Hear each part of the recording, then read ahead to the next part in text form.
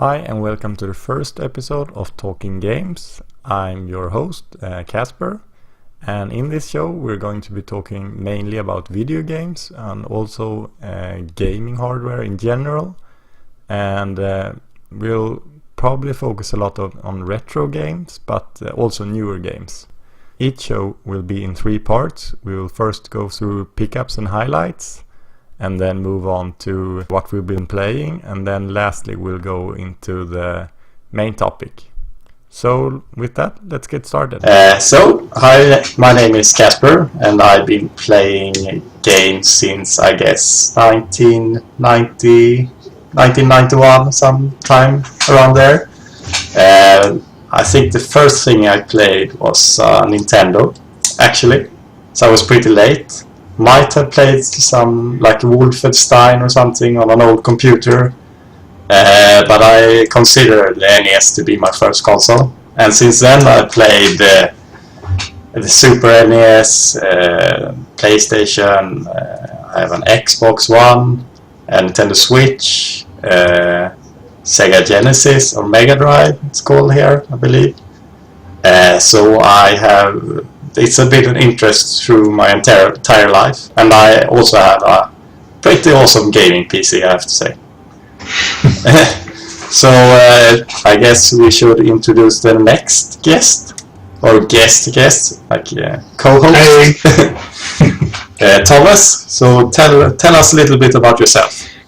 Yeah, my name is Thomas, and I've also been playing games pretty much all my life. I think my first introduction into gaming was on an old Atari computer, or maybe it was the Commodore 64 at a neighbor's place. I guess it would have been around 86 or 87, something like that. And just maybe 1 year after, I played the first time on an NES when my neighbor, who's 1 year older than me, got an NES for Christmas. And since then I've been hooked, and I've played pretty much all the consoles. I don't own all the consoles, but I've pretty much played all the consoles released until now. Well, great. So then we move on to the first segment.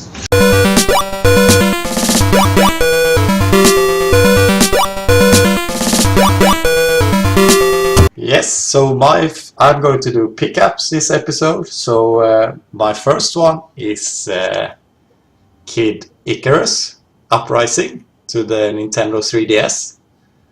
I actually got this as a Christmas present, and this is quite special, I guess, since it's actually boxed. Not a lot of 3DS games come this way, I guess. Yeah, it's pretty cool. Yeah, I've never seen those boxes actually. Me neither. And it actually, I don't know if you can see it on the side, but it has like a Nintendo 3DS table stand. So that's why the box is a bit bigger. Oh, okay.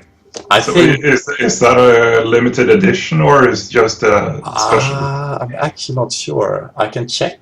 It doesn't say anything about like special edition or anything. So I guess it might be the normal version, but I think there is a normal like 3DS box inside, like these normal plastic containers. Actually, let me check. Yes, there is. Ta-da! So yeah, I guess you can get it like this as well. Oh, okay. Yeah. So that's my first game. What's your first game? Well, for the longest time now, I've been a big fan of the Tomb Raider series, ever since I first played the first Tomb Raider game on PlayStation 1. But for some reason, I don't know why, I didn't check out the reboot that happened a couple of years ago. I don't know why, actually. I think I saw a trailer and thought, well, that's not my cup of tea, really. But I don't know why. So... I picked it up. I picked up the special edition on 360 actually, just before Christmas. Is that like with the new grittier Lara Croft? Yeah, so this is more of a sandbox experience. You have like an open world that you can explore more or less at your leisure, but you also have this sort of very well thought out storyline that you progress to, and this is actually a great game. One of the best action adventure games I've played in recent years, actually. So I very much recommend that title. And this is the Game of the Year edition. Yeah. And it comes with a couple of DLCs, like multiplayer maps and some bonus features and stuff like that. Was that the game that had some controversy regarding like a rape scene or something like that? Maybe, I'm not sure. Maybe you haven't gotten that far yet. Oh, well, I've finished the game. Spoiler alert! Ah, okay. I finished the game, and no, I don't remember. Like an attempted rape or something like that. Yeah, I can see why people might have reacted strongly, because it's a very sort of what do you say, a very immersive story. Yeah. And it feels very much like you're playing sort of through a movie in many ways. Okay, great. So my next game is also a Christmas present. Cool. So this is Shovel Knight for the 3DS. Oh, I love that game. Yeah, I've been like recommended this game. I don't know how many times now, and I haven't played it yet. That's awesome. Yeah, okay, great. So I guess the bad thing is that I actually bought this on the Nintendo Switch, the Treasure Trove edition. Mm-hmm.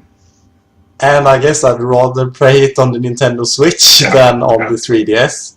Yeah, obviously. So I guess I'm gonna leave this sealed. Yeah, do it. Yeah. It's gonna be worth quite a lot of money in a couple of years. Yeah, I hope so. Yeah, so that's my second game. So Cool. what's yours? My second game is actually also a Christmas present from you, actually. I got this, Luigi's Mansion 2 on Nintendo 3DS, and I've been playing. I just last week I finished the first mansion. It has kind of a linear narrative, or what you would call it. You finish a couple of levels in a mansion, and then you unlock another mansion with sort of another theme. You can have, like, the first is just a straightforward classic horror spooky mansion, and the second one, I believe, is some sort of ice mansion or cold mansion or something like that. Yeah. I haven't played that mansion yet, so I don't know actually. But this game is so much fun. So much fun. Okay, great. I actually bought it for you just because I wanted to see if you would recommend it or not. Yeah, but yeah. I read Very that it much was so. like one of the best 3DS games out Yes. there. So And, I knew it this couldn't be is too bad. Yeah, and this is the Nintendo Selects edition, so I guess they have sold pretty much pretty big volume of copies. Yeah, true. Yeah. Yeah. I guess that's it for the pickups this time. So let's move on to the next segment.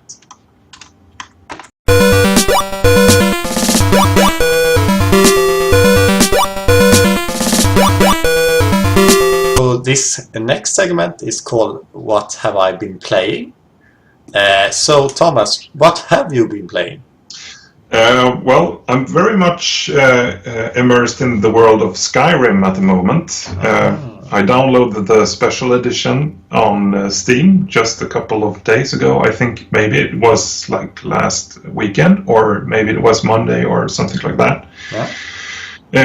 I have been playing Skyrim quite a lot back when it was new on Xbox 360, but this visit, or rather return to Skyrim, feels great. because now I can have all these mods and I can play the downloaded content or the add-ons that I didn't play back then. So did you play it on console before, or?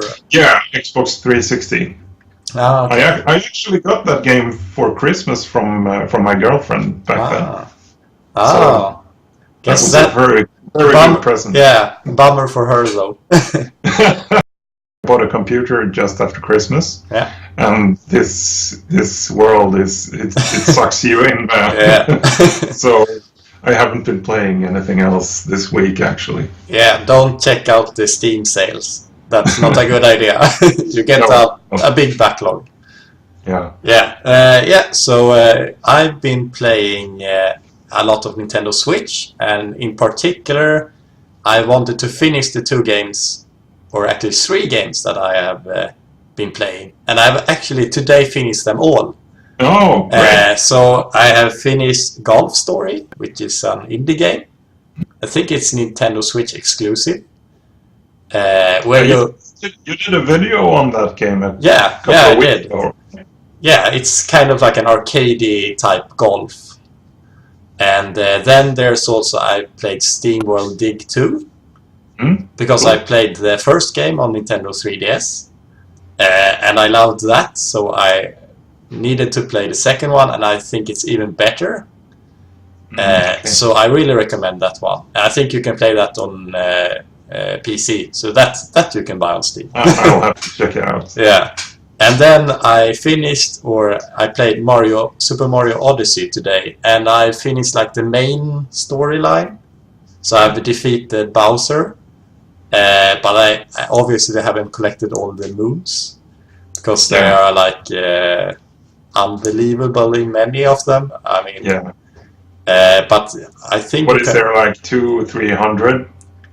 I think there's almost 1,000. What? Yeah, I think so. And I have about 250 now. Okay. So, but I think like if you collect some more, you unlock some new worlds. So I might do that. Okay. But I think for now I want to jump on to Zelda, Breath of the Wild. Okay.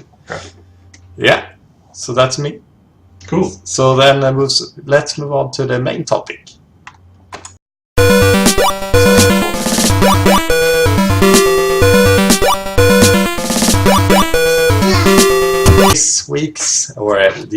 This episode's main topic is our favorite retro gaming consoles. And with retro, we have decided that like the line for that is somewhere around like the first PlayStation 1, and like the first Xbox. Everything below that is okay and up for grabs. And to make it a little bit more fun, we are gonna try to guess which console the other person has picked. And I'm going to start by guessing Thomas' pick, and I'm going to guess that he picked the Sega Mega Drive. Indeed. Yes. I assumed you would get this one because I mean it's not a big secret. Yeah. So why did you pick that? I'm a very big fan of the Sega Mega Drive. Yeah. Or Genesis as it's called in the US, even though I don't like that name particularly much. But anyways. So why I like it? I think there's a huge portion of nostalgia for me. Me and my brother and our friends, we used to like ride around town on our bikes, collecting cans and recycle them and get a bit of cash, and then we would rent the Sega Mega Drive from a local store. You could rent the NES as well, but a lot of us already had the NES, so there wasn't actually something special about the NES at that time. I think this was around 92 or 93 when we played the Sega Mega Drive. But did you have an NES at home as well? Yes. We did. We actually got me and my siblings, we got an NES for Christmas. I think it was Christmas 91, or maybe it was 92, I'm not sure. But I mean, all the kids on the block had the NES, so it was the run-of-the-mill console. And the Sega Mega Drive was 16-bit, and that obviously felt like it was the next level. Oh, so. yeah, definitely.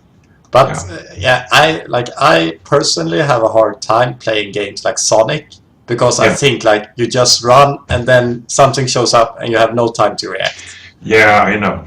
But I think but we can discuss the balance or the gameplay of Sonic the Hedgehog in another episode. Yeah.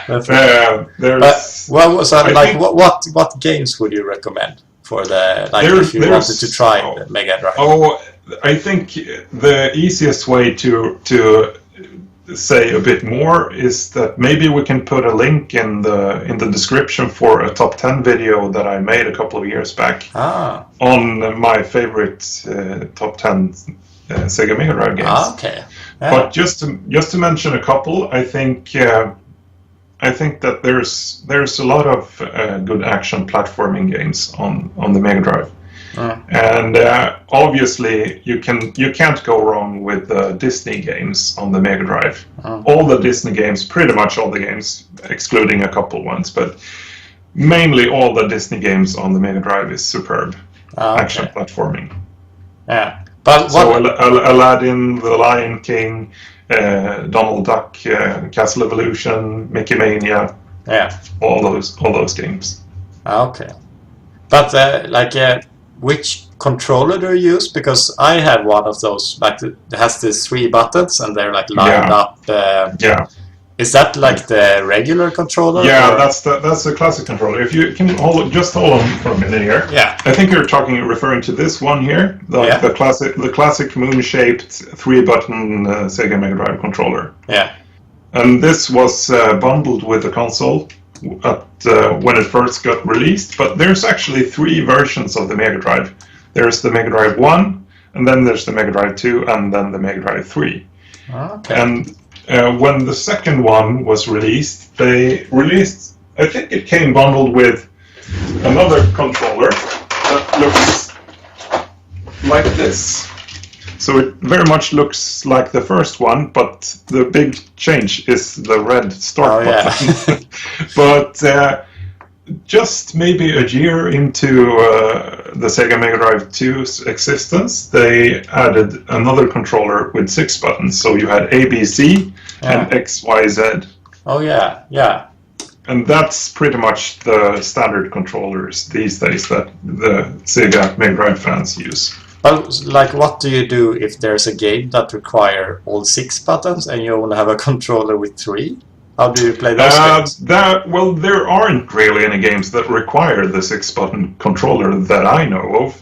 Okay. But I mean, it's quite obvious that for a game like fighting games like Street Fighter and Mortal Kombat and games like that, a 6-button controller is much more like in the arcade. So thank you very much for your pick. Interesting pick. Yeah, okay, so I'm supposed to guess your pick now. Yeah. And I think, it's sort of a 50-50 between the SNES and the NES, but I think it's the NES. I will say that it was like a 50-50. I had a really hard time deciding this, but I actually picked the SNES. What? Yeah. Okay, cool. Yeah. So tell me, why did you pick the SNES over the NES? Yeah, I actually, the thing it came down to, I think, was nostalgia. Okay. Like when I thought about it, I almost always had fond memories of the SNES, like playing a Link to the Past, Harvest Moon, Yoshi's Island 2, Super Mario Kart. Those memories are great. But playing some NES games like Castlevania and Gradius and some other those games were pretty hard. I mean, as a kid they were even harder. Yeah. and also I think the controller. I think the SNES controller is really a really great controller actually. Indeed. It pioneered, I think, like how modern controllers look, like with the buttons on top. Yeah. And I think the buttons are laid out. I mean, they're still laid out the same way, like in this diamond pattern. Yeah. Yeah. So I would say like the game library and the controllers, and also like it's a top loader. You didn't have to like blow your cards like you did back then. I know. That's also a great feature on the Mega Drive, that you can just pop the game in. Like. Yeah. So I think those things, like even then, made it a better console. And I think like the games, they looked better, they ran better. We didn't have as much lag, I think. Yeah. I don't recall having as many laggy games. Yeah, I mean, I've also played my fair share of SNES games, but I didn't own the console back in the days. I had a couple of friends at school that did, though, so I sort of alternated between playing Mega Drive and SNES. Yeah, those were the two and dominant. I definitely remember playing Donkey Kong Country for the first time. That game blew me away. Yeah, that I actually got that game with my SNES, and I finished it, and I only had that game for like quite a while, and I was satisfied with that because it was so good. I can imagine. Which was your first game, by the way, for the Mega Drive? My first game for the Mega Drive, I actually bought the Mega Drive quite late. I bought it off a friend at school when I went to junior high. So for the longest time, I only played the Mega Drive when I rented it. Yeah. Like I said before. Okay. We used to recycle cans and rent this console for the longest time.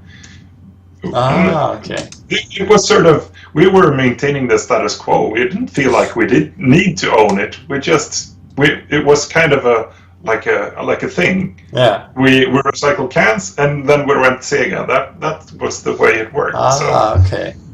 But I think it must have been like 96 or 97 that I bought the console off a friend. So my first game that came bundled with the console, the games that I bought that he had, was Altered Beast and Sonic the Hedgehog. I have to ask, do you still have the same console that you bought back then? Yes, wow. I do, but it doesn't work. That's the bummer. sad part. I have it, but it doesn't work. Okay, because I was stupid as a kid and I sold all my console. I sold my NES, my SNES, and my Game Boy Color to buy new consoles. Yeah, I've done that myself. When I first bought the PlayStation 1, I actually sold half of all my Sega Mega Drive games, which I very much regret doing. Some of these games I've tried to hunt down in recent years, and they're very expensive. Yeah, it's no point. I gotta say, I'm quite surprised none of us picked the NES, because I feel that would be the obvious answer. Since it has. It is. Yeah, I guess we're maybe too young. No. But it's like, I think every gamer who was alive back then enjoyed the NES, but I think both the SNES and the Mega Drive just got a little bit more personality to it. Yeah. You can sort of differentiate the games and the sort of aesthetic and look and feel they went for. Yeah. With the NES, it feels just a tiny bit bland, if you know what I mean. Yeah, I know what you mean. It feels like the NES is like a beta version or something, like an early version, and then they perfected it, or more like they saw what worked and what didn't work, and then they improved. The top loading. I still when I want a retro fix, most of the cases I play NES games. But when it comes to like feelings of nostalgia and like my personal taste and such, then Mega Drive comes first. Yeah, I have to agree. I do the same as well.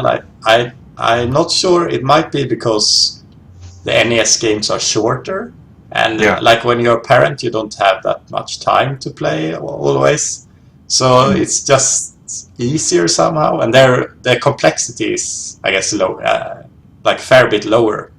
Yeah, indeed. So it's easier to like get started, and like you don't have to jump into a save that's halfway through the game or something.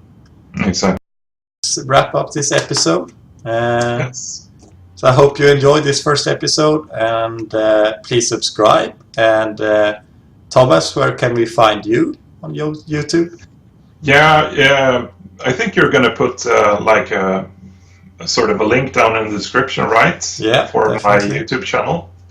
I go by the alias High209 on YouTube, and I do video game remixes or covers or arrangements, if you will. I also do a couple of like top 10 lists and such. Yeah, should definitely check it out. I do.